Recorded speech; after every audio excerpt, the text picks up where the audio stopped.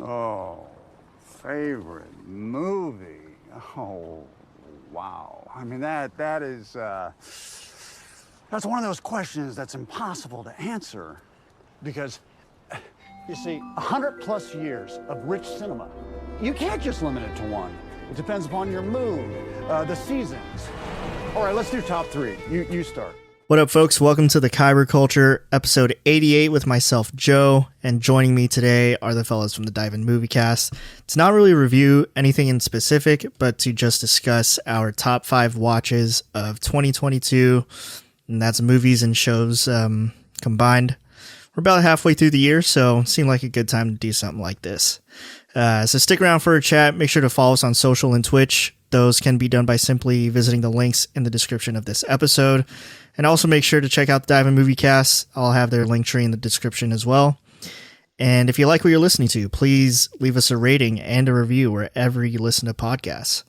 But before we get into it, how are you boys doing, man? Hayden, how's it going? It's great, man. It's going great. I'm excited to talk about this wealth of content that we have this year. So much stuff has been coming out, and a lot of it's just been really great. So I'm thrilled at the halfway point for the year just to be joining you and talking about all the stuff that we've enjoyed. Yeah, absolutely. It just absolute bangers coming out this year. But what about you, Wesley? How's it going? It's going fantastic. Just like Hayden said, we've been seeing lots of movies. I think I've seen every single movie I've seen this year with Hayden. It's always great to just kind of talk about what we've seen, what we're liking so far, and yeah, this is the perfect time to do it halfway through the year. Absolutely, absolutely. Now, before we get started, before we give our top fives, I know we briefly just mentioned it like a second ago, but what has your kind of like viewing experience been throughout the course of the year? Like as far as the content we've been getting, like how have you felt about this whole thing? Either way. I'll go for it. I've been really enjoying what we've been getting so far. It's really awesome because we're starting to get those movies that people have been holding on to release at the end of the pandemic, or those movies that are kind of just like motivating this new era of trying to get people back in the theaters. And so it's great to see what these movies are trying to do and how they do them. And I've been loving going to the theaters and seeing these new releases, or seeing releases like Top Gun that have been like teased for years. So So far, I've been really enjoying what we've been getting this year, and I am only hoping that it keeps going up from here. In my situation, I'm an absolute weirdo for the movies, man. I will watch everything, regardless of the plot. So I've seen some really cool hidden gems throughout this year, but like movies are in a really weird state where it's completely based on the box office, and it's always been this way. But now we have movies like Ambulance, which is a very solid, big budget action movie that stays in theaters for 2 weeks, and then it's completely gone and it's available on streaming. And then you have movies like Everything Everywhere All at Once or Top Gun Maverick, which are dominating movie theaters and will continue to do so. You know, I think it's a very weird scenario for us to be in, where it's pretty much a roll of the dice in regards to, are you going to see this in theaters? Are you going to see this on streaming? But there's a lot of great content regardless of wherever you're seeing it throughout this year. And I think there's so much to get into for sure. Oh yeah, I hear you on that. And you make a good point, Wesley. It's like, I think these are the movies that have just been shelved for a little while, and we're finally getting them, which is really exciting. Like I how bad fucking Tom Cruise wanted to like have Top Gun for the theater experience, and rightfully so. Like, we've all seen it. It's fucking amazing. Imagine watching that movie on a streaming service for the first time. Just like, imagine watching it on Paramount Plus. Like, even like I would have paid $20 to watch it on Paramount Plus. Like, you know, they were doing that like that extra price point for a little bit, but like, oh man, no way. Like if I didn't first see this in like IMAX, absolutely worth. Premium format. It's still upsetting to me that Jurassic World Dominion pushed Top Gun Maverick out of IMAX and all the great formats you could see it in like a week and a half after it came out. Thank God. Alert, Jurassic World Dominion does not deserve to have that spot. It's not a very good movie. Yeah. Like, thank God they put it back like 2 weeks later. And I was right, no, it's great. But yeah, sad days about Jurassic World. I think it's safe to say that Jurassic World is not in any of our top fives. I don't know what you're talking about. It's my number one. Easy pick. No, it's definitely not here. But anyway, before we continue, I want to get your thoughts on it. Like, how do you feel about the state of cinema and the state of moviegoing and the releases that have come out this year? I just feel like we're absolutely just spoiled right now. Like we're just getting the greatest things. Like I am totally with you. This year it rules. There's so much good shit coming out right now. Yeah, it's great, and I'm not even familiar. Like I don't even know what I'm looking forward to anymore because I just feel like I've seen such great stuff already. And it's just everything else is just like a cherry on top, you know? like I'm already satisfied with the year. You know what I mean? Right. It's like it's just endless gifts. Like I thought I had gotten all the movies that I would love this year, and then I go to theaters and I see The Black Phone, Scott Derrickson's new horror movie, and I'm like, damn, it's just like every week there's something that is worth seeing. You know, like it's really just great to have movie theaters having good releases come out. Even then, there is a lack of movies coming out in movie theaters. I notice often there's like one movie a week, and I'm like, damn, so much stuff is just being put on streaming instead. But the ones that do go to theaters are all often really good right now. And something can be said too about like because Lightyear just came out this year, and it's weird that they decide to save this one for theaters, whereas like you get like Luca and Turning Red immediately on streaming. Well, I guess Lightyear has more of like a visual spectacle to it, but no, I am with you though. I've been vocal on Wesley and I's podcast, just talking about the fact that it's like really weird how Disney is treating the Pixar brand, and how, yeah, it's kind of unfortunate that Lightyear didn't do what they wanted to, but that's kind of their fault for putting everything on streaming and kind of rewiring people's brains to accept those movies on streaming instead of theaters, you know? Yeah. Do you have a take on that, Wesley? I mean, yeah, I totally agree. I think that it's kind of weird how Disney's been treating Pixar, and as someone who saw Lightyear and absolutely loved it, and I'm shocked to hear all this hate and stuff that's coming towards it, it's just a weird time, I think, for a lot of these movies where, like Hayden had mentioned earlier, it's all about the box office. Like, if it doesn't do good, people start slamming it, and people are saying, like, it's bad. And people don't give chances on movies anymore, in my opinion. It's all like, people will look at the reviews first, and if people say it's bad, they won't even try it. Like, they won't even give it a shot. So a lot of it's based off the box office and how well it's doing. And it's tough for movies these days because, like I had mentioned earlier, we're at a point where theaters have kind of been shut down for a long time, and we're really hitting a stride in some good movies that are coming out, but it's still a struggle. So it just kind of all depends on how audiences react and what reviews movies get. But I'd hope that as we continue to see new movies coming out this year, that we do get them in the theaters and that people give them more of a chance than really sticking it to them and being like, well, it's based off the toy and all this stuff and whatever. And it's like, just enjoy the movie. Just give it a shot. Why not?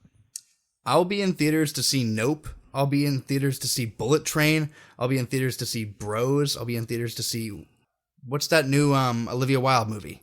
Don't Worry, Darling. Don't Worry, Darling. Yep. There's a lot of good stuff coming out. Thor, can't forget Thor. A lot of good stuff that's going to continue to come out throughout the summer. And I feel like every 2 weeks now, I'm like, this is why movie theaters exist.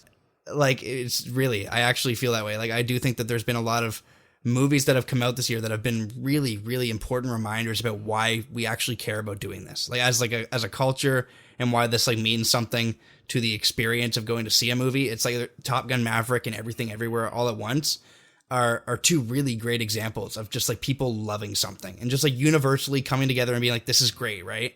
And I think that's a nice feeling to not have to feel that divide or that argument or like is it really worth the hype? Just everyone just accepting that we have gotten something good is really great. It's a nice feeling.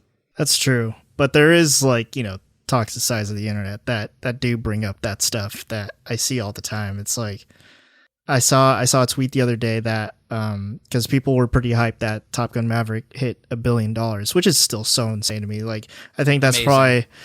I think that's the most unexpected $1 billion movie to me ever. Like, It beat Doctor Strange. Like, yeah, that's an accomplishment right there, you know? yeah.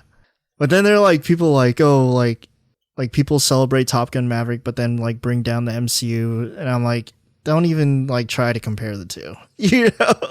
Yeah, they're completely different things.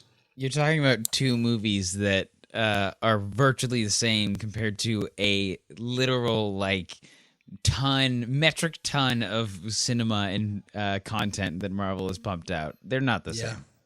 It's just like in terms of like numbers and money and that stuff. That's all that's really similar here. But yeah, I don't know. There's been examples for me of like the content machine doing some of the best stuff it's done, and then there's also examples for me of like I'm feeling a little worn thin on some of the Marvel stuff. You know, I'm open about the fact that some of the shows have tested my patience, but then on the other hand, Moon Knight and Miss Marvel are both pretty good. I think I'm pretty on board with both those shows. So it's overwhelming to have so much content coming out, but at the same point in time, I'm gonna watch it all on the day it comes out every day, and I'm completely fine with that. You know?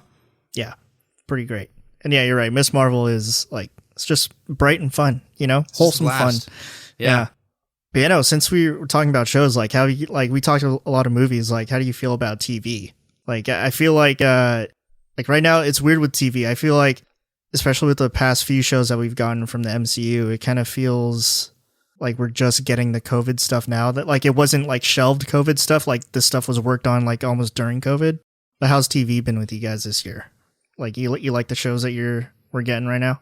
Yeah, no, I've been really enjoying a lot of the TV. I'm not a huge TV guy, to be honest, but having shows that are coming out, like we just talked about Stranger Things a bunch, which is super fun. I love The Boys. I've been watching The Boys constantly. We're getting some really good stuff, I think, and it's amazing to see what a lot of these big movie and TV producers are doing during the pandemic to still get their shows running and still get their movies going and that kind of stuff. So for me, I've been really enjoying all the TV I've been watching so far.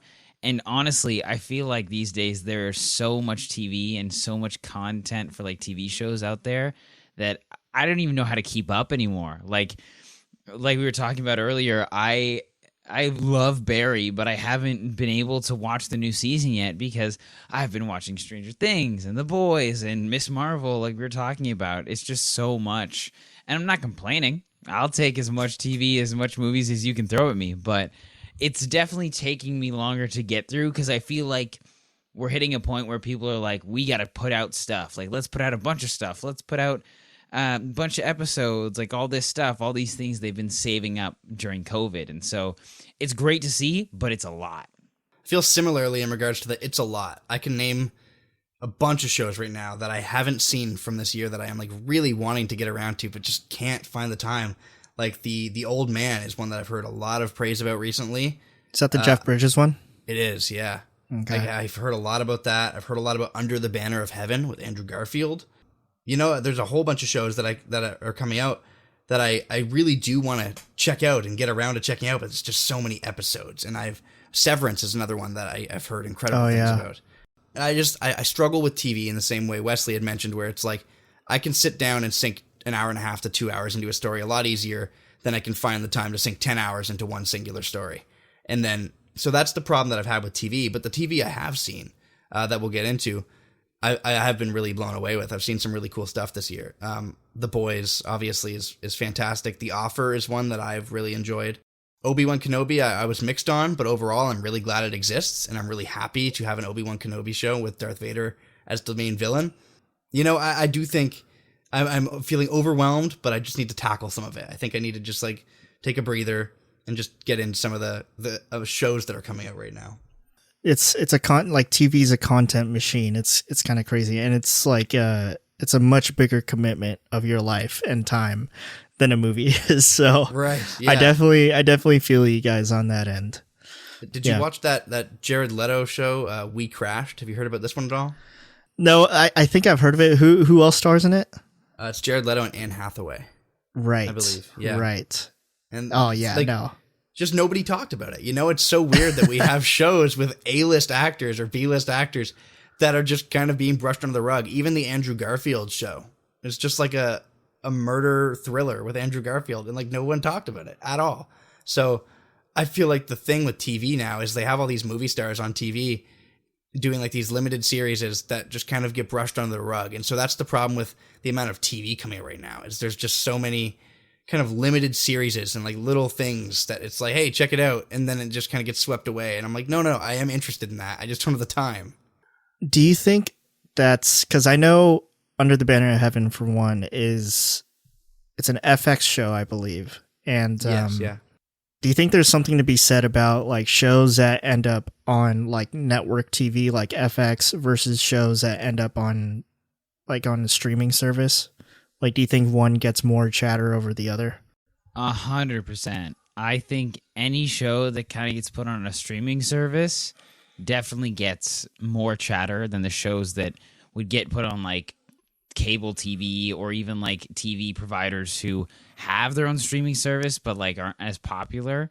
I think things that get put on like Netflix or Hulu or Amazon Prime, like that kind of stuff, those are definitely the ones that get more attention, I think, because you see them in so many commercials or so many like little pop-ups of random things, like the way that Amazon Prime was really promoting like this new Hero-gasm episode of The Boys. Like I was seeing it everywhere, compared to this Andrew Garfield show that I just learned about that when Hayden said it. So I feel, which I now have to watch because I love Andrew Garfield.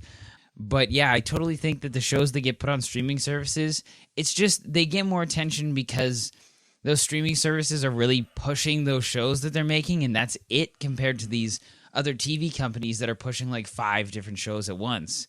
And also the other thing too is I think that if you're anything like me, you occasionally just go on Netflix and scroll through and just see what's there.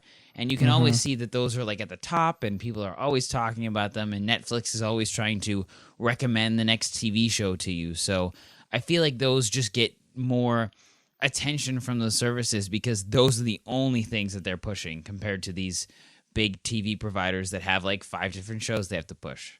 I also think with the amount of streaming services we now have in play, there's inevitably going to be shows that get completely shafted when there's 5 networks putting out like 8 shows a year. You know, like there's a Halo show, guys. I don't hear anyone saying anything about it, and that's because it's that's true. Other than it's bad, but also it's on Paramount Plus, I believe, right?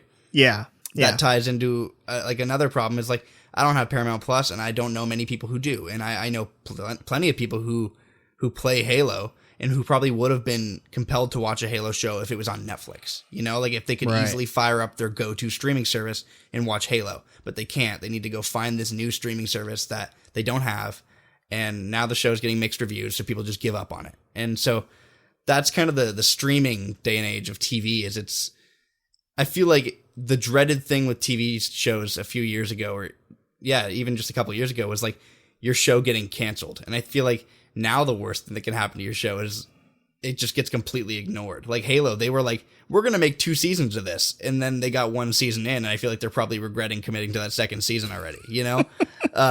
So I just think it's interesting because now people are so confident in like their streaming services or like the IP they have on their streaming services that they're committing to things that I don't see many people talking about or caring about. So I just think it's just interesting. It's a really weird day and age with television in particular.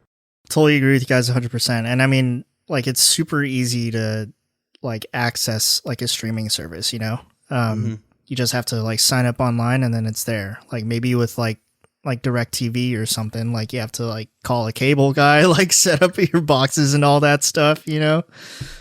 But yeah, no, and I think it's like, Wesley, you bring up a good point. It's also like just a crazy marketing issue. Because I knew about Under the Banner of Heaven, but now that I think about it, like I barely saw anything about it just online. Right. Or even, and I've heard it's fantastic. Like it's gotten really good reviews. So the fact that it really just got no discussion is bizarre. Not even like just regular TV commercials. I don't remember, but I don't know. I also just miss the days when like there were no streaming services and like whenever a new episode of something came out, you had to be on at like like 6 p.m. to like start watching this new episode. You just had to be there. If you're like 10 minutes late, then you miss like the first 10 minutes. You can't just like start it from the beginning on like HBO or something, you know? Yeah, and now we have a problem because we've given people too much freedom. That's why it's why I'm watching people show up to the movie theater like 30 minutes in. I'm like, just go home and just call it a day. You tried, but that's not, what are you doing? You are distracting the experience. Yeah. You tell someone they can watch it whenever they want, and then you can't convince them to go back to watching it at 9 p.m. They're like, well, what if I want to watch it at 4? You know, like, yeah. Yeah. So anyways, that was good. Good little pre-discussion, but let's get into our top 5. So let's just go in order here. Hayden, you go first, Wesley next, and then I'll go third. We're going doing, 5 to 1. Gotcha. Okay, cool. And we kind of just did like a mix of like it's just top 5 of everything. It's not just movies. So my 5th one that I'm going to go with, I actually previously mentioned, is the show The Offer, which is the new, essentially it's chronicling the making of The Godfather. And you get to follow it from its problems and everything that arose with like the mafia and their distaste towards that movie, and with Italians and their distaste towards that movie. And then you also get to see all the cast and the crew working on it. It's all actors and everything. Miles Teller plays Al Reddy, who is the producer of The Godfather, and you essentially see it from his point of view as he tries to produce this movie. And Francis Ford Coppola is there as a side character, and Wow. it's a lot of fun, and it does a really good job, I think, drawing parallels between the story The Godfather's telling and like the story that was happening with the real mobs and everything, real mafia in that time frame. I just think it's really well made. It has such a respect for Hollywood, and it does a really good job too if you're like into all that Hollywood stuff but don't really know how all the movie making stuff works. I think there was multiple scenes for me where I was like, I didn't know that, you know, like just the perspective that it has on the industry at times is really, really captivating and really cool. And it's just a flashy, fun show that I don't even think you need to have a connection to The Godfather to enjoy. It's really just a great time. And if you like the movie industry during the 70s, you'll love this. It's really great. So yeah, The Offer is my first suggestion. And what? That's on Paramount Plus? Yeah, Paramount Plus. Yeah. Nice. Okay. Wesley, what's your 5th? My number 5 is The Unbearable Weight of Massive Talent. This is a movie. For those of you who don't know, it's a movie where our main guy, Nicolas Cage, plays Nicolas Cage. And it's essentially a buddy comedy with Nicolas Cage and Pedro Pascal. And we went into it not expecting anything super great, Hayden and I, but Speak for yourself. Well, I didn't expect I knew didn't the expect goat what I was- got. Yeah, fair enough. Nick Cage is the guy. Yeah, The Nick real Cage is the back. guy. Literally. But yeah, going into it, I didn't have any crazy high expectations, and then I was sitting in that theater laughing, like loving Nick Cage's performance, just having a great time the entire time. And the chemistry between Nick Cage and Pedro Pascal is just unparalleled. Phenomenal. It's so good. Paddington 2, if it had come out in 2022, would have been on this list because of the unbearable weight of massive talent. Unironically, just one of the best movies ever. By the way. Exactly. Really good. Very true. But yeah, I love this movie, and it's so good to see. I love seeing like big companies or just like big, like Hollywood or Disney or any of those big companies just like making fun of themselves, being in on the joke.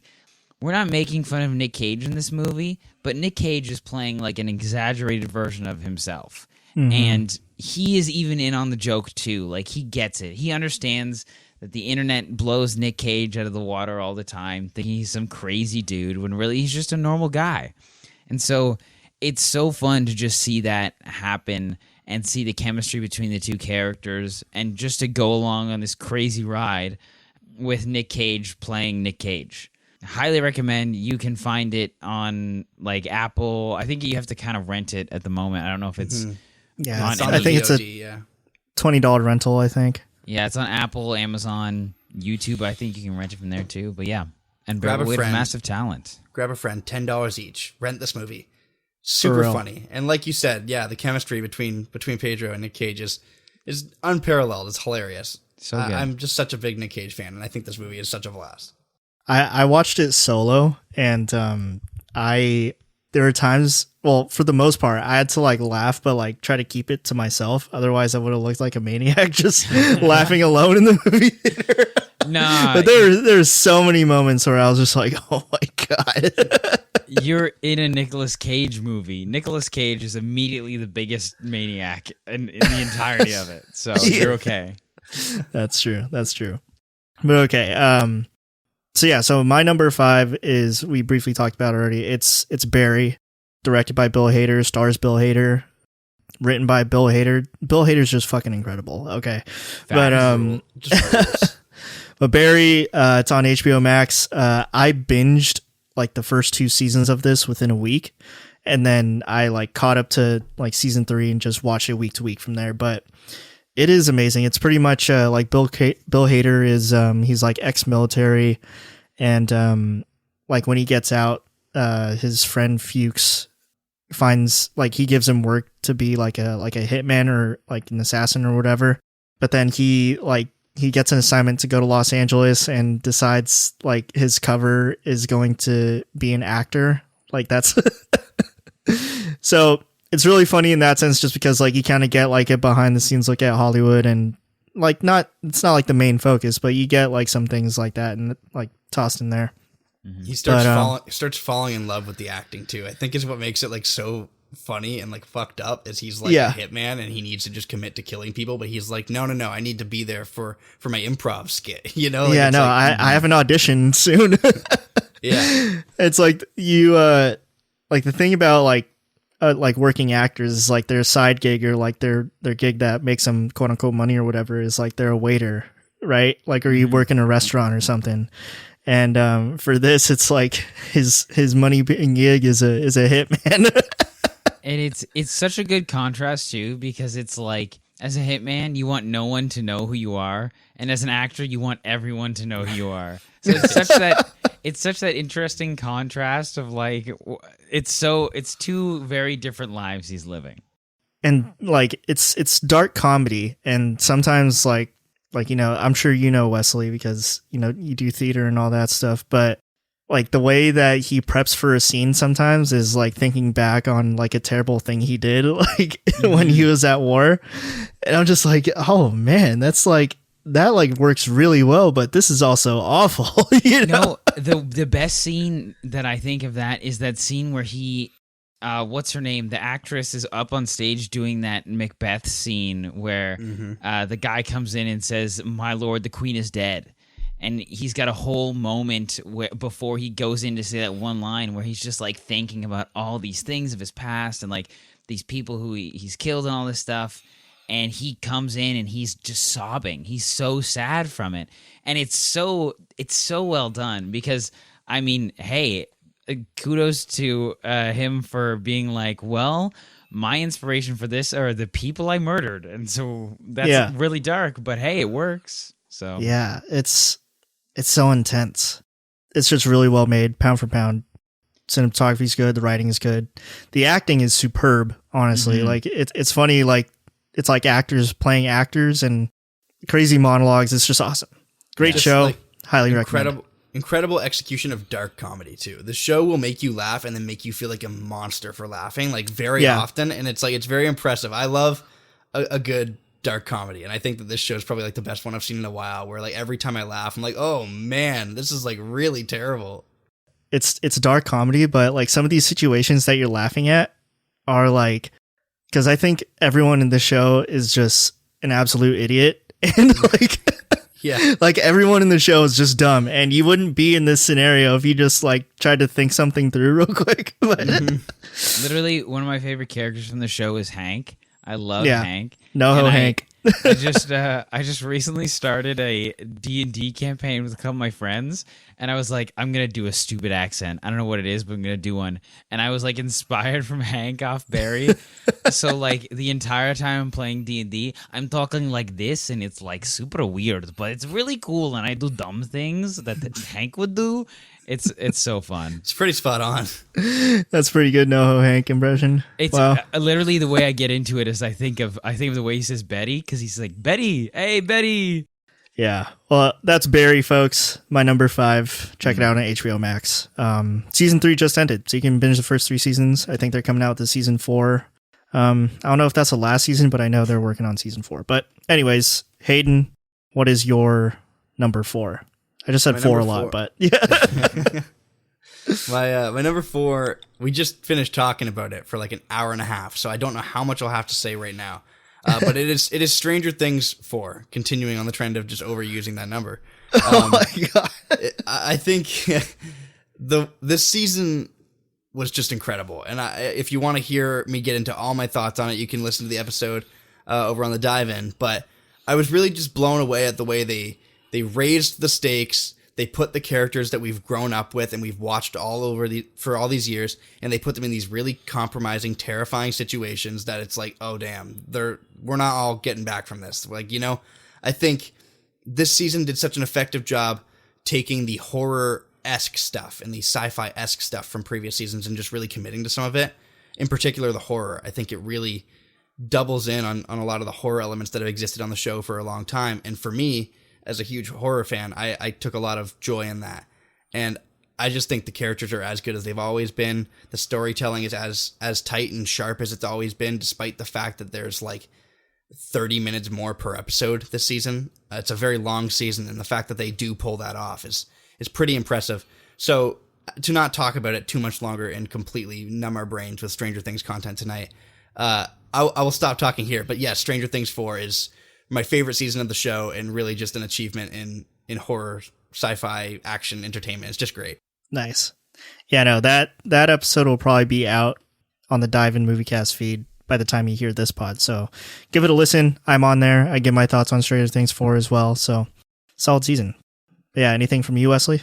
Yeah, I totally agree. If you want to hear our very long thoughts about it, you can check it out on the Dive-In podcast. But yeah, it's a very solid season. Really love where they took it, and such an epic finale for the season. Absolutely. Mm-hmm. For my number 4, and Joe, you can hop in on this as well because we have the same number 4. Yeah. Is The Boys. I have been loving The Boys ever since it first aired. Every second of it is crazy and insane, and it's got such a lovable cast of characters and such a hateable cast of characters too. So it's just so good, and this new season that they are just doing right now is so well done. I am loving every single episode. Hero Gasm had my jaw hit the floor the second the episode started, and I don't think it came up at all. So, but yeah, it's been so fun, and I love superhero stuff, like any of the Marvel stuff I love, and so having a show where it's like, hey, here's some great superheroes that in the public eye, they're beloved, but in reality, they are the worst people you will ever meet in your entire life. It's just so fun to have a show like this where you take the classic superhero trope and flip it entirely on its head. Yeah, so just to touch on that, like The Boys for me is like, it's almost like if you don't like all the superhero stuff, then this is like the superhero show for you because it makes fun of all of that, you know? Yeah. It doesn't shy away from like making fun of like whatever DC does, or it also makes fun of like whatever Marvel does. I think they did that. Like one of the gags in this season that I found hilarious was how like what's that one theme park that's like it's all like the they have like Votland or whatever it is. No, yeah. it's either Votland or it's like Wokeland or something like that. Something like that. But they just made fun of how like corporations like treat these things, you know. So I really just enjoyed that aspect, and that kind of happens all throughout the season. It's just like, what's his name? A-Train. A-Train kind of goes through that. He's like, yeah, I'm the commercial. Yeah, the commercial that what was her name? The Pepsi Jenner commercial. Yeah, Kylie Kendall, Jenner or Kendall. Kylie. One of them. Yeah. Where she like gives the can of Pepsi to a police officer, and it's like, this solves every single world problem. Thumbs up. Everything's okay now. A-Train goes, sometimes you just got to listen to the people. Or like whatever he says. Amazing. it's kind of heavy in that sense too, because he would see that he's like slipping in numbers and slipping in popularity, and he's like, oh, what's the first thing I'll do? Oh, I'm gonna like speak up for these issues because it's the thing to talk about right now. And it's just like, so like sometimes I feel a lot of people, when they want to talk about that stuff, is not really genuine in a way. I love that they touched on that. It's genius move.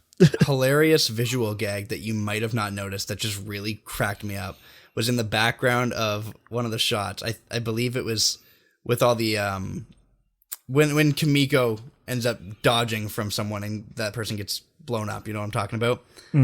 There's a food booth called BLM BLTs. And like all the BLTs on the menu are named after like different BLM related things.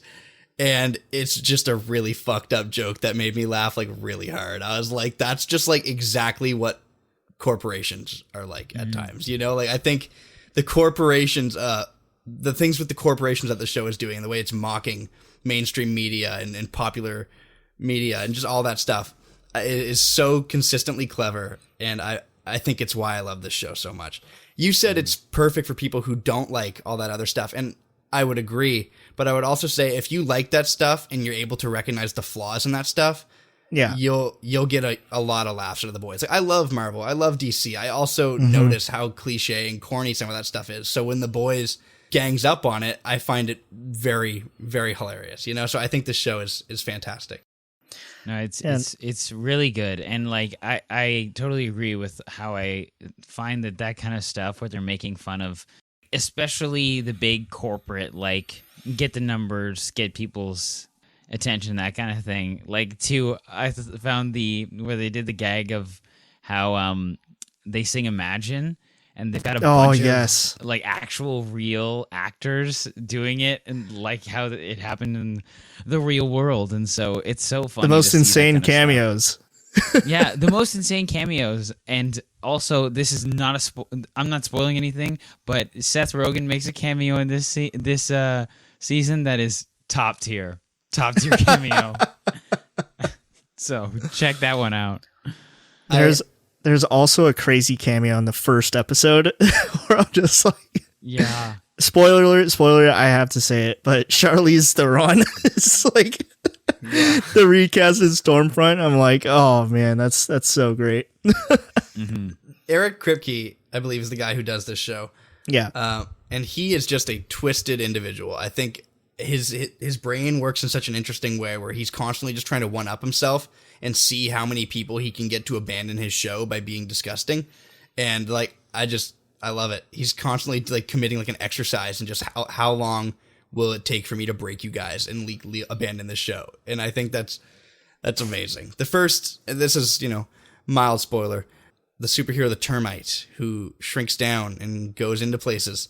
Once you see that scene, you'll never be the same, is all I'll say. And when you see this scene, it's practical. Okay, they actually built this thing on set. So, like, I mean, they touch it up with like a little CGI and stuff, but like when they film him going into it, it's all real. See, the crazy thing about us talking about this right now is like Hayden's like, once you see that first scene, you'll never be the same. Hayden has not watched Herogasm. It's true. I'm not caught up on this season yet. I'm enjoying what I've seen. I'm not the same after that episode, so there will be 2 life-changing episodes in this new season if you haven't seen it yet. But I highly recommend. You can find it on Amazon Prime. It's fantastic.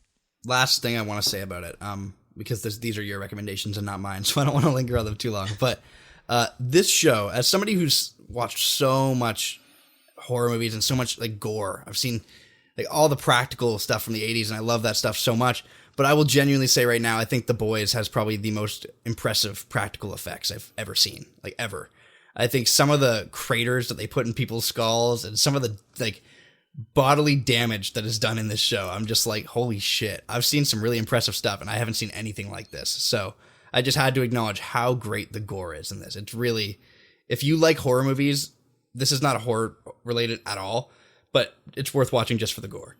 Yeah. Absolutely. It's extremely over the top. And like you mentioned, like we talked about the practical effects, but the performances are great. Like Tony Starr is fantastic as Homelander. And in this season, they added Jensen Ackles as Soldier Boy. love Jensen Ackles as Soldier Boy. It's so great. But yeah, let's put a cap on the boys. Hayden, what's your number 3? My number 3 is interchangeable because I wanted to add a little bit of variety so we could have some conversation points. So I kind of just counted 2 movies as one. So because I know they're on both your guys' list, so we'll talk about them. Okay. My number 3 is Top Gun Maverick or Batman. I love those movies same degree. So just to talk about, I'm just going to talk about Top Gun and just let it be known I love Batman. So I'm just paying it attention. Top Gun Maverick is such a spectacle. And we had already mentioned this earlier at the top of the episode, but I just feel like this is it's such proof about why movie theaters can be so great and why like gathering with hundreds of people and seeing a movie this impressive just can be such a fantastic experience.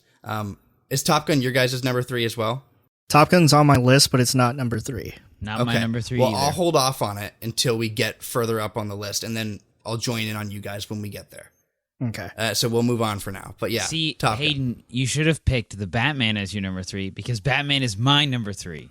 It's also okay. It's also my number 3, actually. Okay, then let's do that. Let's just do it real. we'll do real quick. Just Batman. Seeing the Batman. I love Batman as an IP. Just in general, I pretty much love any Batman thing you throw at me. And to see Robert Pattinson in this role, playing a Batman we have never seen on the big screen before, it was sensational. Like, it was amazing. I was blown away by his performance. The visuals, beautiful. The cinematography, fantastic. The soundtrack, phenomenal. Like, I have only praise for this movie. I thought it was so amazing, and it's so clever how many new and fresh ideas we can get out of a character who is like 50 years old or whatever, however long Batman's been around. Longer than that. And has as many movies as he does. Exactly. So it's amazing to see something new and fresh like this on the big screen. I'm with you. I think it would be so easy at this point to just keep putting out, the Ben Affleck quality Batman movies, right? Where it's just like, we don't need to explore anything new with this character. Have him blow things up with Superman. And I think it's so easy for people to want to see that with this character. But the fact that after all this time, we're getting a 3-hour character-driven version of Batman that is completely focused on this like alternate version of Bruce that instead of becoming this rich, celebrated playboy, becomes this kind of reject, this misfit to society who really is so lost in his grief that he just kind of isolates from everything other than being Batman. I think it's such an interesting take on the character that is still proving that there is life to Batman and that we can still mine this character for new ideas and new ways to look at what we've already seen through that character in the past. And that's not to say that these are all new ideas. I know that Matt Reeves he took a lot of inspiration from a whole very specific comic books while making this film. But I just think that this movie brings comic books to life in a way that is so much different than when you say something is comic booky. I think that's kind of associated this schlocky, over the top, the Suicide Squad, James Gunn sort of tone. But I think on the other hand, this new Batman movie is so comic booky. And when I say that, I mean the dark, gothic, brooding shots of like him in Gotham. It feels ripped straight off a page of like one of the more grim, bleak stories, not straight off the pages of like the over the top fun stuff, I feel like there's a difference when you say like comic books and like something that's like a graphic novel. So that's what this kind of felt like. Right. Yeah, definitely. Yeah, no, the Batman for me was just like, I never doubted like Robert Pattinson as Batman or anything like that. Just the fact that we got like this detective Batman, the fact that we got like just quality filmmaking all around, I can't say much else on it besides the fact that you can watch it on HBO Max. It is, it's available. One thing I just want to add on to that I have to point out is the fighting in this movie is so top tier. Like, it's the best. It's the best fighting in any Batman movie. Exactly. Right. Like most Batman movies, you see Christian Bale punch a dude 3 times and he's down. In this one, you see Robert Pattinson take on 5 guys and he is getting punched just as much as they are, but he's just punching back harder. And it's so good and so well done. And the choreography must have taken forever because it's so tight and so clean. And just with added on to, like, you get fight scenes in clubs with crazy visuals, you get fight scenes in like the rain and darkness, and it's all very gritty and intense, and it's just so well done. I don't think I can get behind the criticisms of this movie being boring. Too long? Yeah, I can understand that. I think you are at the wrong character's movie if you think that this movie is... And I don't mean that, like, if you found this movie boring, you simply just didn't like it. I don't mean that in any insult. I just mean Batman is supposed to be like this, right? Like, Batman, he's supposed to feel like this. He's not supposed to be... I mean, I know there's different versions of the character and takes on the character over this time, but I think my big issue with Batman recently is that he's kind of just become what every other superhero is. And I think at his best, he's this, you know? And I think that this movie really can tap into what I love most about the Batman character. And if whether that's what other people love about the character is up for discussion, but for me, this was kind of like everything I've always wanted to see in a Batman movie, right down to the tone. And so, yeah, this is a 5 out of 5 movie for me, and I love it. Same here. And some of the criticisms too that I've heard that were like, they're like, oh, what, like, Batman's supposed to like be high tech, like, where's all his gadgets at? And I'm like, okay, look, this is like year 2 Batman. Like, I mean, and that's probably one of the things that I loved the most about it, was that it was so grounded and he didn't have all that crazy shit. Like, the craziest thing that he had were those contact lenses, and like, you know, I bet you can make those. You know? Right. Yeah, like, he even had the contact lenses, but the camera looked like a shitty quality. Like, it's very low quality, even if it is kind of high tech. This is like tailor-made for all my interests. It's really just like David Fincher made a Batman movie. And yeah, I think Matt Reeves is very knowing of the fact that he wanted to make like a police procedural Batman movie. And I think that it just really works to have a serial killer and like to focus in so much on that investigation and the mystery solving of Batman. You know, this might not be what everyone's looking for in a Batman movie, but it's definitely what I was looking for. I love it. For sure.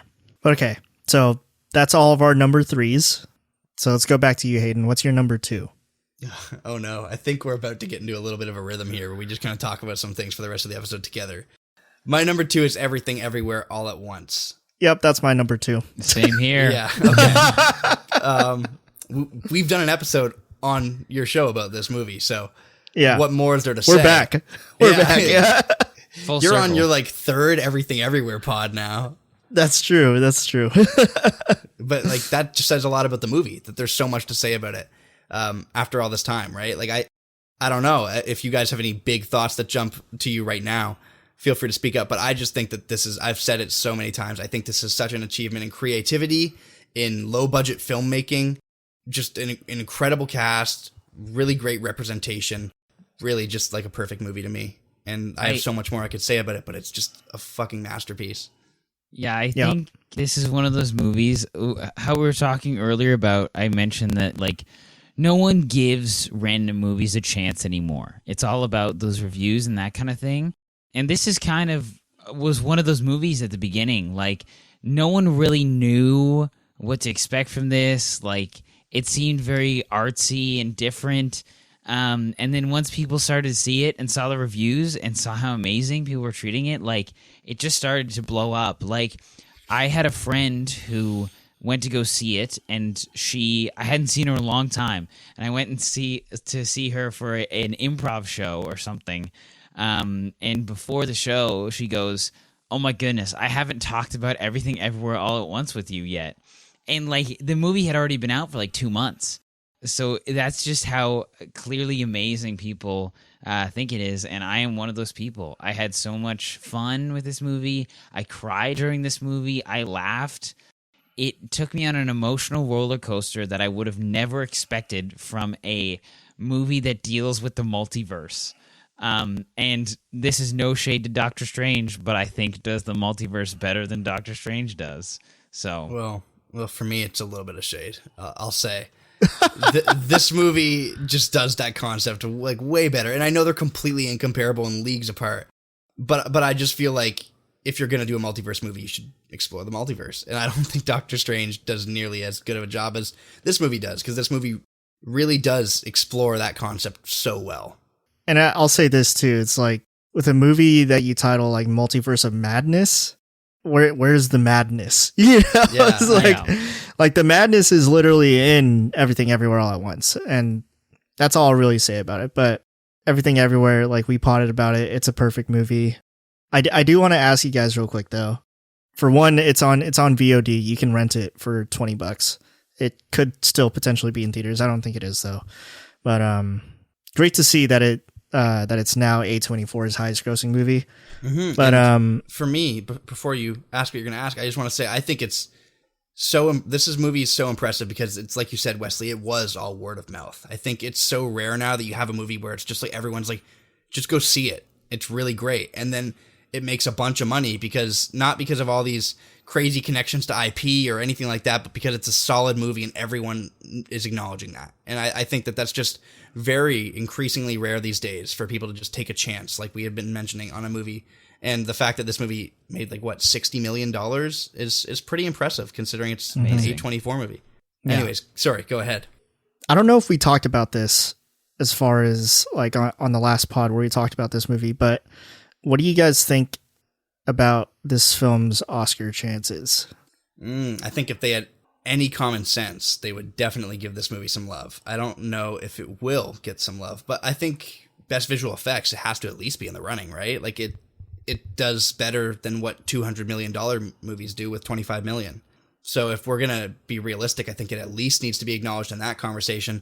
But I think if my dream was coming true, I think we would have Kiwi Kwan and Michelle Yeoh and Stephanie Hsu. I think they'd all be in the running here. Like I really think they're all great, especially Kiwi Kwan, who is just incredible, like really incredible.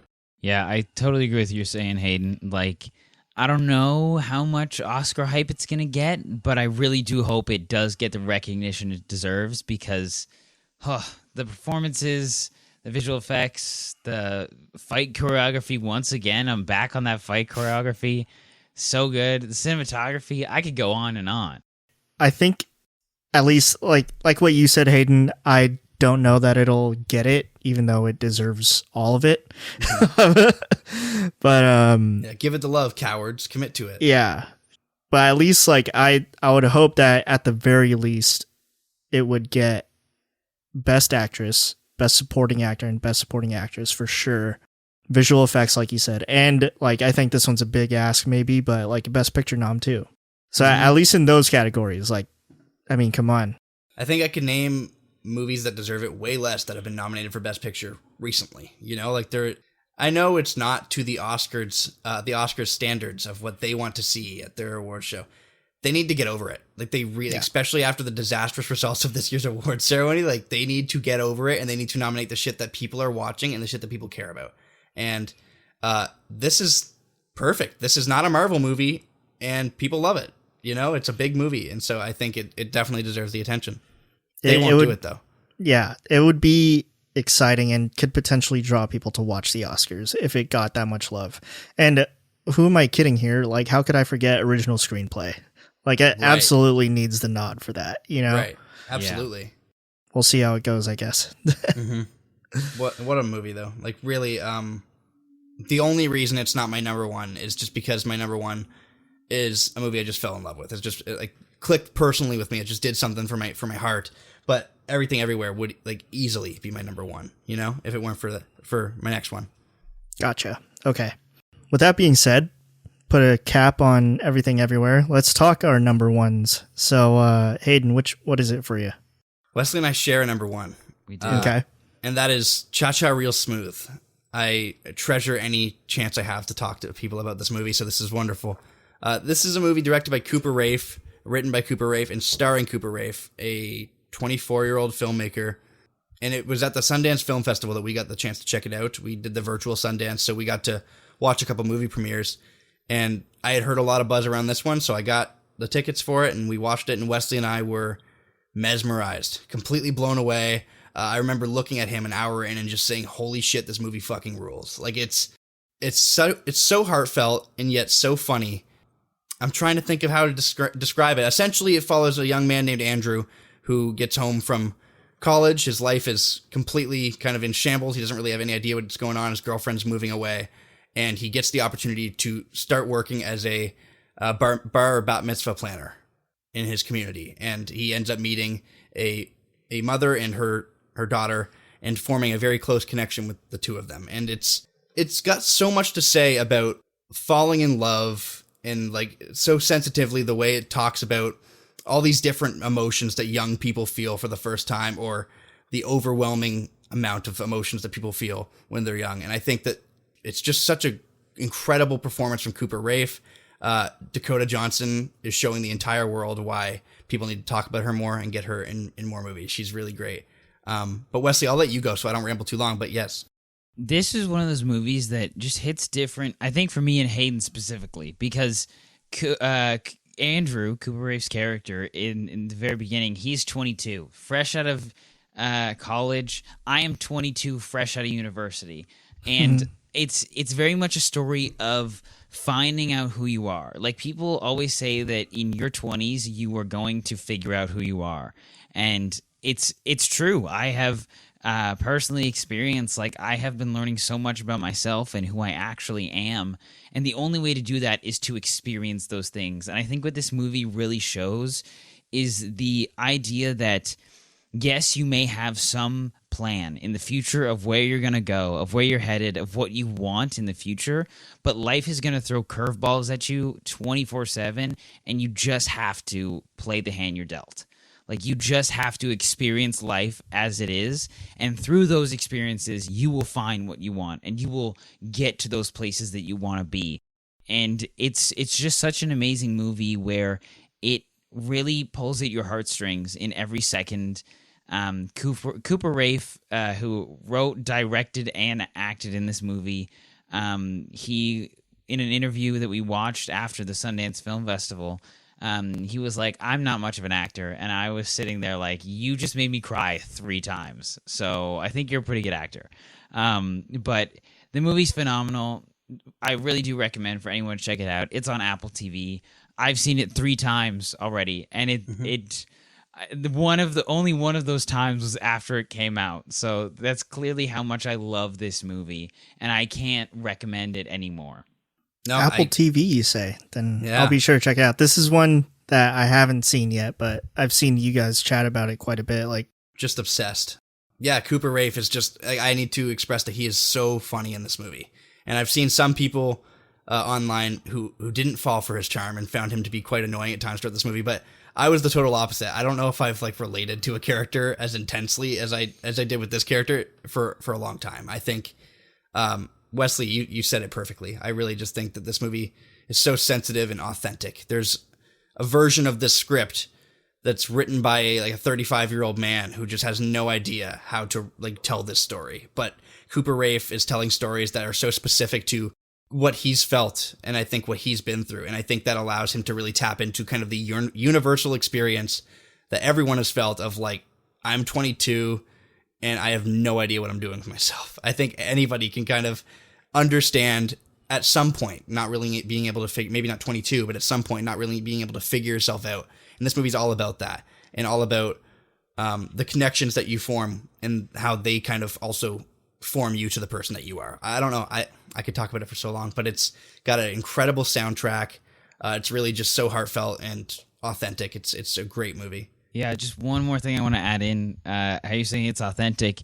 It just feels so genuine. The conversations people have, the lines of dialogue that some characters say, even down to the editing.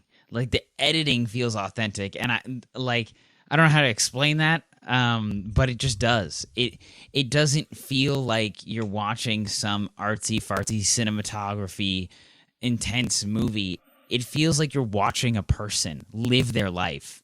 It's expertly done, so well written. Check it out. He's going to take over the world. I swear. He's amazing. I can't wait to see what he does next. I hope Marvel doesn't get their hands on him.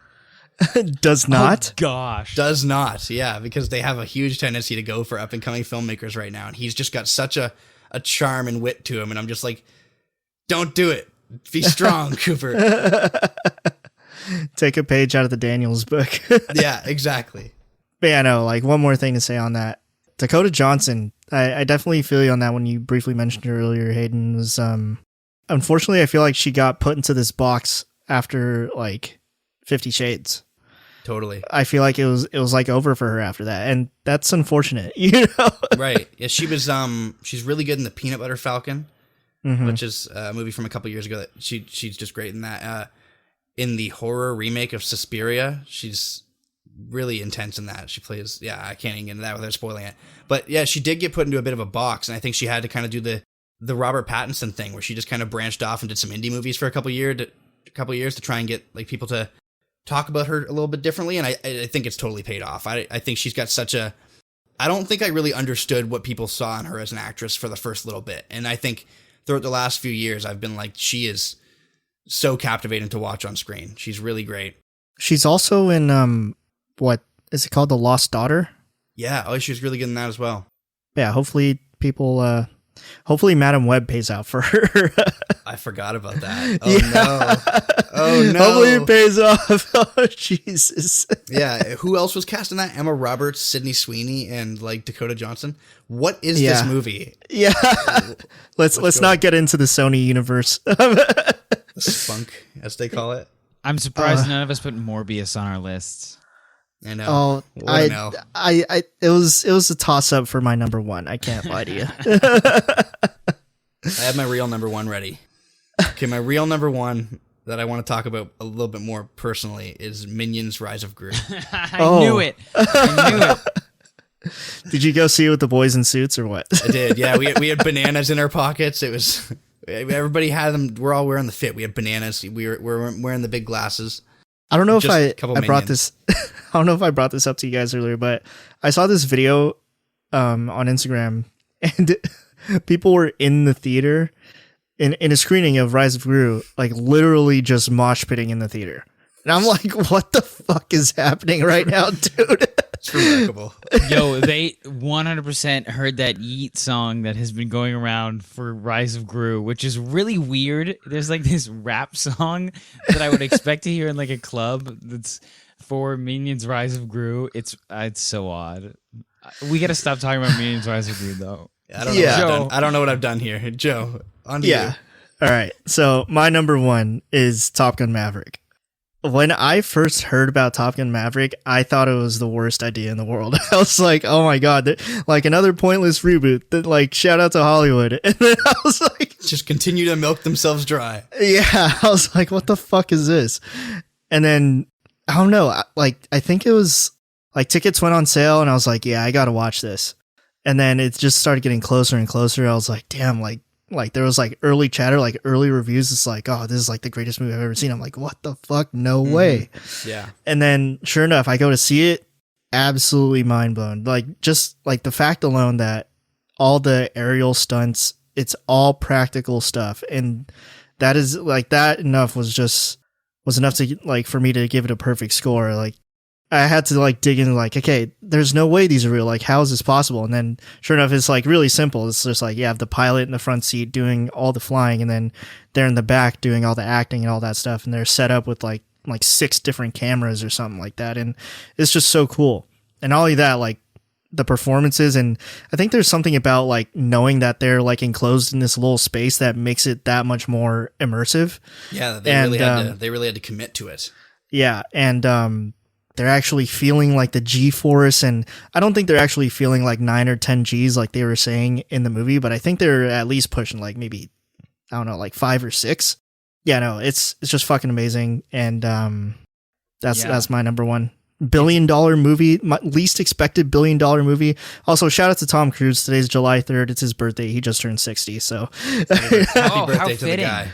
fucking insane. But Top Gun Yeah. Maverick is something else.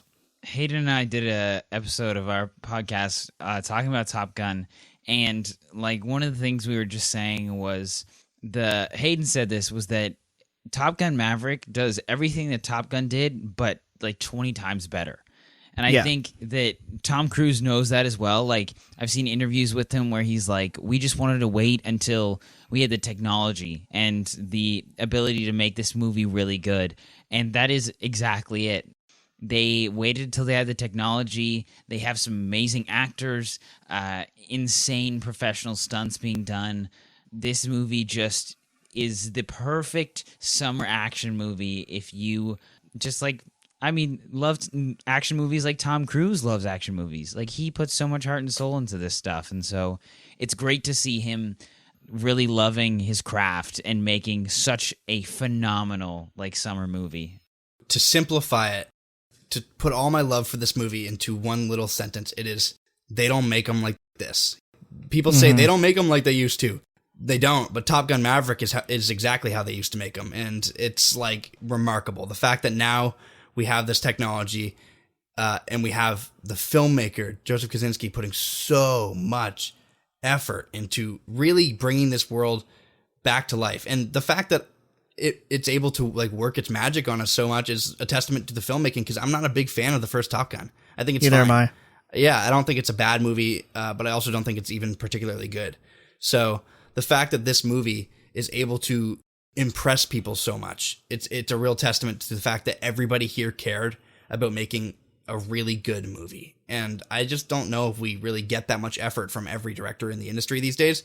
This movie is just such a triumph of, like, practical filmmaking. And, like, if you hear, like, I on our episode of the podcast, I mentioned a little story that I heard about Joseph Kosinski was on the ground, and they would record the shots up there because there's no way for him to monitor or look at them. So they would record the shots up there, bring the jet down, take the camera out, remove the card from it, and then watch the footage, see how it is, and then continue. Like, that's so much commitment and constant needing to check in. And, like, if you mess up anything in that shot, you just wasted so much fuel to get up in the air, you know? So I just think it really just blows me away. And Tom Cruise is just one of our great movie stars. He's one of the last of his kind. I always thought about that, like, what exactly did they mean? And I think that it's just the fact that he hasn't done anything on streaming yet, right? Like, that's right. What people, like, he hasn't done a streaming movie, so he's, like, one of the last ones, if not the last one, that is still, like, on the big screen, you know? Right. And I think someone who, not one of the last ones who cares. Obviously, there's hundreds and hundreds of actors who really do deeply care, but Tom Cruise is so committed to the practical stuff of the side of things, to really doing stuff, to being like, no, we don't need to CGI this. I'll drive it off the cliff. And everyone's like, Jesus, like, there's not really many people, if any, aside from Tom Cruise, who will really commit to that as an actor. You know, like, usually it's like, all right, we'll hire the stunt double. And that's an entire wonderful craft on its own. But the fact that Tom Cruise is so committed to doing everything, he's like, no, this is me. It's one reason that you could argue against him. Apparently he's a pain to work with on set. But if being a pain to work with gives these results, then fair enough. Like, this play ball, you know? Yeah, exactly. And that's not to, like, justify some of his obviously intense behavior on set, but I really do think that Tom Cruise is just such a charismatic movie star, and it shows when you see him in a movie. You can feel the amount of passion and effort he really puts into it. Yeah, for sure. And the director and everybody else who worked on this, you can feel it. It just shows on the screen. I think one of the things about Top Gun Maverick for me too is that, like, I walked out of this movie having this sense of, like, serotonin and, like, endorphins just firing off. Like, I hadn't felt like how I felt after Top Gun Maverick in, like, a really long time. Like, after watching a movie, you know, I was just like, yeah, holy shit. You know? What a rush. Yeah. Yeah. Oh man. I don't know. It's crazy. I might have a longer pod on this in the future. I think I have to do it, but we'll see. Definitely. I think the fact that everyone is able to go and see this movie and enjoy it too is another thing about, like, I don't really think it matters if you've seen the first one or like the first one or if you have any relationship. But on top of that, I don't think it really matters what type of genres you're into. I think if you just, like, go see this movie with, like, your family or with a couple of friends, like, how do you not come out of it like, yeah, that ruled? You know, like, how do you see this movie and just be like, the people who are like military propaganda, I'm like, let's stop it. That's totally not what this movie is. If it was, they would name who we're fighting. The fact that we don't even have, like, a threat that we're fighting against, it's not military propaganda. Clearly it's not military propaganda because our main character does everything the military does not want him to do. Right. Exactly. He's, like, going against everything. So on the opposite end of that, I think, like, some of the reactions, like, that are kind of in that vein, like, I've seen some comments of people like, oh, people love this movie because it doesn't have any, like, crazy political agenda or anything like that. I'm like, look, man, the military's in the movie, okay? yeah. There is immediately an agenda. The military's there. Yeah, don't try to make that argument. Like, we know, like, it's like a military thing, you know what I mean? But, like, at the same time, if you watch this movie And like, you'll hear stories about like Air Force recruiters being outside of movie theaters, like because of this movie or whatever. And not much to say, but like if you go into this movie and you're like, oh, I'm going to join the Air Force or I'm going to join the Navy because I want to be like Maverick. And you like do like Maverick things, you're fired fucking, day one. You're getting kicked you're out. screwed. Like you're potentially seeing like jail time, like Right. stealing jets without anybody's permission. You're fucked. Yeah, I needed to get the job done. And then the general's just like, all right, respect. Like, not happening. There's no way. In real life, there is no Iceman to save you. Yeah. It's true. I think jeez. just closing thoughts for me though on this movie is like, it's one of those rare movies where everything works. There's a lot of movies that have like, you could have cut this or you could have trimmed back on this, or maybe this storyline didn't need so much screen time. Like everything works here. There's a convincing and fun to watch romance. There's a great new cast. There's really cool and not overwhelming tiebacks to the first movie. I think it does everything it needs to do, and it does it all very well. Yeah. So, oh man, Top Gun Maverick, a perfect movie. It's so wild that I'm only 28 years old and I've already seen the greatest movie of my life. Yeah. So it's all downhill. How's anything gonna live up to this? I'm totally joking. I don't know. We'll see, I guess. Fingers crossed you're joking. Yeah. Like it would be awful if this is like, if you made that joke and then like 15 years from now you're like, it never got better than Top Gun Maverick. Yeah. But anyways, Top Gun Maverick, it's not available on streaming anywhere. You have to go to the movies to see this, okay? Mm-hmm. And you should. Yeah, you should go see it in the movie theaters. Go see it in IMAX or Dolby or whatever. And that, if I, like, one more thing on the movie, it's like, because we mentioned word of mouth earlier, I've seen people go to the movies to watch this that literally haven't been in the movies in like 10 years. No, not 10 years. That's an exaggeration. At least like 4 or 5 years. Right. Like people that are not moviegoers, like at all, like weren't even going to movies before the pandemic. It's just like they're going to see this movie, and that's like the strongest example of word of mouth ever. Right. Yeah. Like my parents have a home theater. My dad recently has started going to the movies with me a bit more as I try and force him to go. But my mom has not been to the movies since like 3 years ago or 2.5 years ago. So it's been a little bit now. And Top Gun immediately got her there. She was like, "Yep, get me my tickets and I will be on my way." Like she immediately went to go see it. It was her first movie back in theaters in a while. And I think it's probably like the same thing for a lot of people. I've heard stories of like grandfathers being like, "I haven't been in the movie theaters in 20 years and I went to go see Top Gun Maverick." Yeah, so that's my number one, Top Gun Maverick. Before we wrap up here, let's just run back through our top fives. Hayden, what are yours? From 5 to 1, The Offer, Stranger Things Season 4, Top Gun Maverick / Batman, because I cheated, Everything Everywhere All at Once, and Cha-Cha Real Smooth.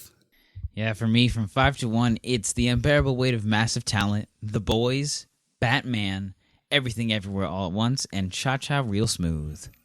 All right, and mine are from 5 to 1, Barry, The Boys, The Batman, Everything Everywhere All at Once, and Top Gun. Yeah, wow. Any honorable mentions that come to mind for anyone here? I ask because I have a bunch. I know can you rapid do. fire them if you want. Yeah, go for it. Nothing immediately comes to my mind. I mean, I guess I would say Stranger Things, but I mean, we talked about it a bit. Right. Okay, so I wanted to recommend After Yang. If people haven't heard about this is an A24 kind of light sci-fi movie that focuses on Colin Farrell discovering and navigating his emotions after their live-in robot, Yang, shuts off. And he has to try and find a way to turn him back on or try and find a way to restore power to him because his daughter has such a close relationship to this robot, and it's essentially become part of their family.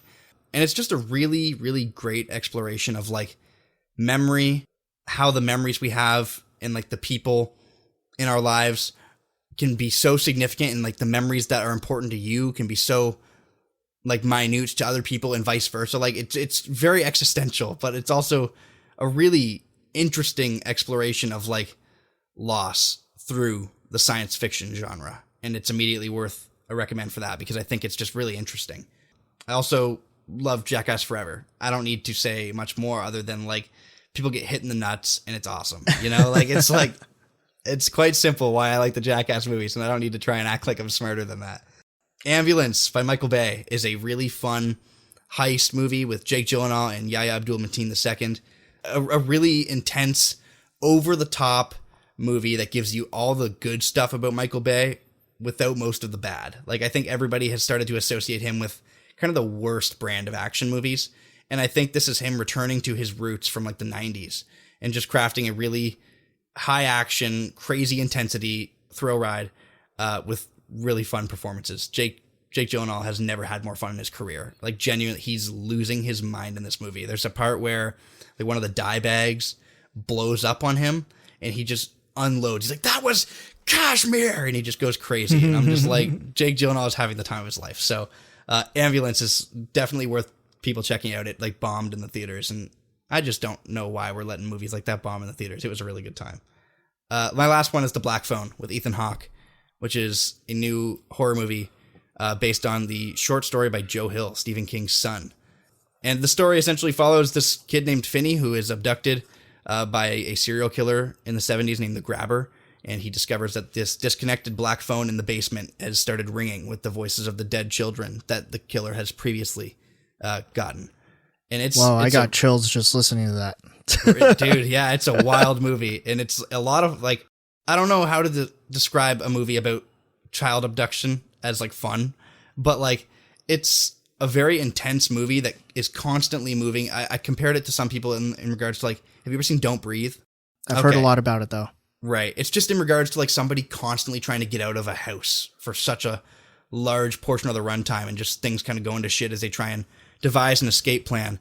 But the inclusion of the supernatural elements in this movie allows for some really freaky stuff. Also some really cool stuff. And Ethan Hawke is just a menace in this. Like, he's got a mask on the whole movie, so you can barely tell it's him, but he is creepy. And like, he's one of my favorite actors. So to see him in such a creepy, nefarious role was really great. So those are my honorable mentions that I just wanted to kind of rapid fire off. Anything for you, Wesley? Yeah, I've just got two quick ones. One of them is a TV show on Amazon Prime called The Legend of Vox Machina. This is based off of a D&D show that I personally watch, a group called Critical Role. They're all voice actors, and you probably know them from many of your favorite animated shows. But it's a awesome story, kind of set in a D&D universe with these characters that they actually played in a real campaign. They've turned it into a TV show, and it's super fun. Even if you don't like D&D, it's very much got that, if you've ever watched Invincible, got that more mature animated show kind of feel to it. And it's just super fun and very lighthearted. It has intense moments, but at the same time, they've got goofy slapstick comments like a guy jumps into a pool of acid, and afterwards he asks if Mr. Winky is still there, aka his dick. So it's funny, but it's also intense at the same time. Really good. Definitely check it out. And another one, which I'm going to be honest, I don't know if this is ever going to come out or where it'll ever come out, but Hayden and I watched this a while ago, and when I was looking for movies, I saw this one, and I just wanted to mention it. It's called 892, and it's also called Breaking. Yeah, it got renamed. It got renamed to Breaking.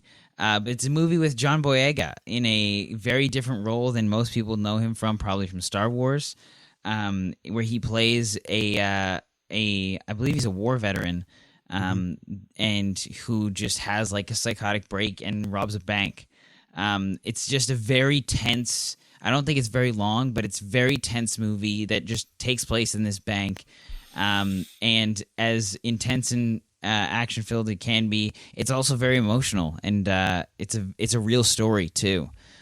So very good. Hopefully it comes out somewhere. It's currently, I don't think it's out anywhere. No release date either, just completely undated. Exactly. So if it does come out and you get the chance to watch it, I definitely recommend it. It's a very cool movie.